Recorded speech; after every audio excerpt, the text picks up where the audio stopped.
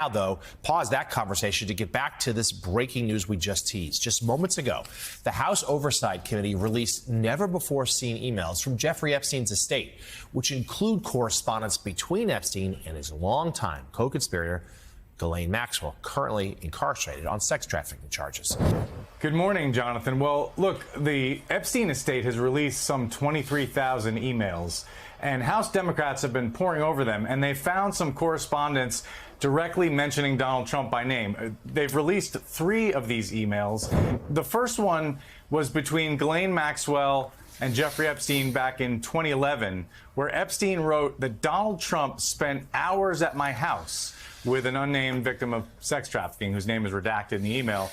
And Epstein referred to Trump as the dog that hasn't barked. There is a lie sitting at the center of American politics right now, and it has been repeated so often that millions of people no longer recognize it as a lie. The lie is this: that Donald Trump was investigated, cleared, and vindicated. That the cases collapsed because prosecutors had nothing. That the system tried to get him and failed. That he walked away innocent. That story died the moment Jack Smith put his final report into the permanent record and then walked into Congress and swore an oath. What happened next was not spin. It was not interpretation. It was a forensic demolition of Trump's entire defense, delivered calmly, clinically, and under penalty of perjury. Strip away the noise, and here is the reality. The special counsel did not close his cases because they were weak. He did not close them because the evidence fell apart. He did not close them because Trump was innocent. He closed them because Department of Justice policy forbids the prosecution of a sitting president. Full stop.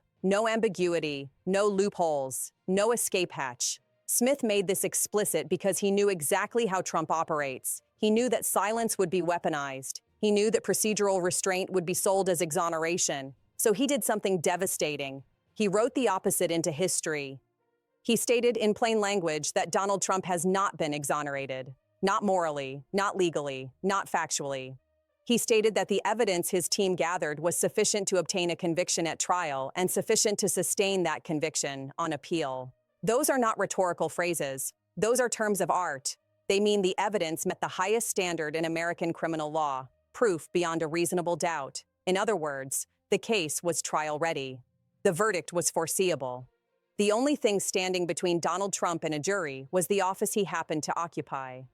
That distinction matters more than almost anything else in this moment because it exposes how power is being used as a shield against accountability. This was not a failure of evidence. It was a collision between criminal law and presidential immunity policy. Trump did not escape judgment because he was cleared. He escaped it because he won an election, and then Smith went further.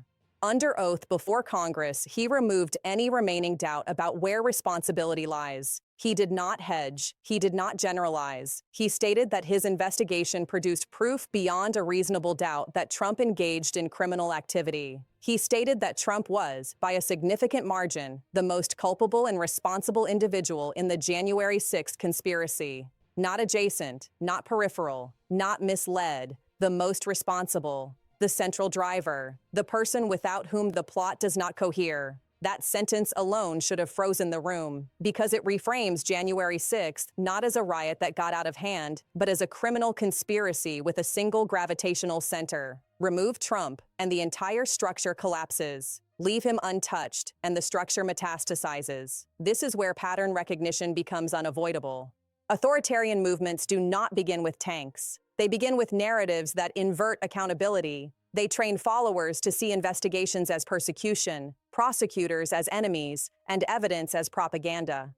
Trump has followed this playbook with almost textbook precision. Every indictment becomes proof of corruption. Every restraint becomes evidence of innocence. Every delay becomes vindication. Jack Smith shattered that inversion by anchoring the facts to law. He explained that the charges were not abandoned, they were paused, that the evidence does not dissipate simply because prosecution is deferred, that criminal exposure does not evaporate because it is inconvenient to enforce in the moment. The law, unlike politics, keeps receipts, and the receipts are extensive.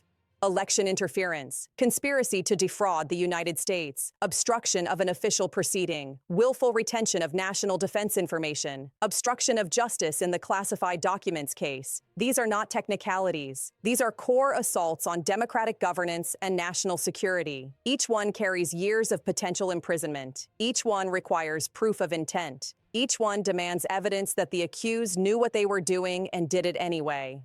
Smith addressed that too. He stated that Trump's conduct was willful, not accidental, not negligent, willful, meaning Trump understood the law, understood the limits of his authority, and chose to violate them. That single word obliterates the last refuge of plausible deniability. It means ignorance is no defense because ignorance was not present. Nowhere is that clearer than in the classified documents case. This is not a matter of disputed paperwork or bureaucratic confusion. Smith documented recordings of Trump himself, acknowledging that the documents were classified, acknowledging that he had not declassified them, acknowledging that he should not be showing them to others. That is not hearsay. That is not inference. That is the defendant narrating his own mens rea on tape. The timeline shows obstruction. The witnesses describe concealment. The recordings capture admission. Together, they form the kind of evidentiary lattice prosecutors dream about and defense attorneys dread. It is not just strong, it is resilient. And Smith said so. Which brings us to the constitutional fault line running beneath all of this. A president governing under a prosecutor-verified criminal cloud is not a normal condition. It is not sustainable. It is a constitutional stress test. The framers assumed ambition would counteract ambition, but they did not design a system in which the executive branch could indefinitely shield itself from criminal accountability by retaining power. That is why impeachment exists. It is not a criminal process. It is a constitutional failsafe. And Smith's report drops directly into that framework like a keystone. Impeachment does not require a conviction. It requires high crimes and misdemeanors. Attempting to subvert an election qualifies. Obstructing the peaceful transfer of power qualifies. Retaining national defense information and obstructing its recovery qualifies. Smith's findings do not create those allegations. They validate them. This is no longer a matter of partisan assertion. It is a prosecutorial conclusion supported by evidence, sworn testimony, and years of investigation. Members of Congress do not have to speculate. They can cite. They can quote. They can point to an official record created by a career prosecutor operating under oath. And that record is permanent. Trump cannot erase it. He cannot tweet it away. He cannot reframe it as a witch hunt because the witch hunt ended with findings, not fumes. The person who reached these conclusions was appointed through the same justice system Trump claims to revere when it serves him. The conclusions were reached using the same legal standards applied to everyone else, which leads to the most dangerous illusion still circulating, that this is over. It is not over. It is deferred.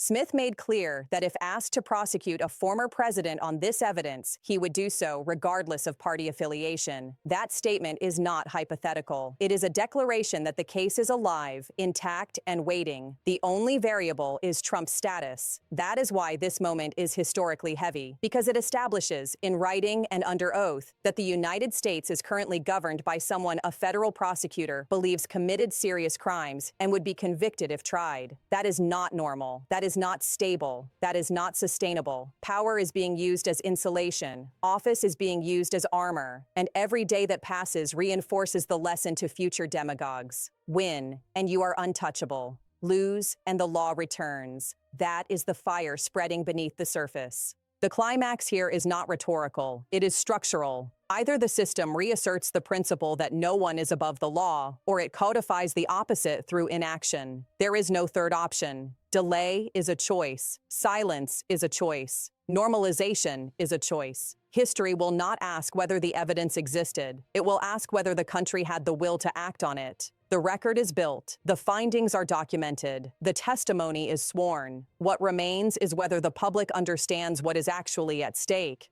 This is not about one man's guilt or innocence anymore. That question has been answered by evidence that cannot be unseen. This is about whether democracy can survive leaders who treat accountability as optional and power as absolution. If you want to understand how this unfolds, if you want to recognize the warning signs before they harden into precedent, stay engaged, pay attention, because the most dangerous moments in democratic decline are the ones that arrive wrapped in procedure and framed as temporary.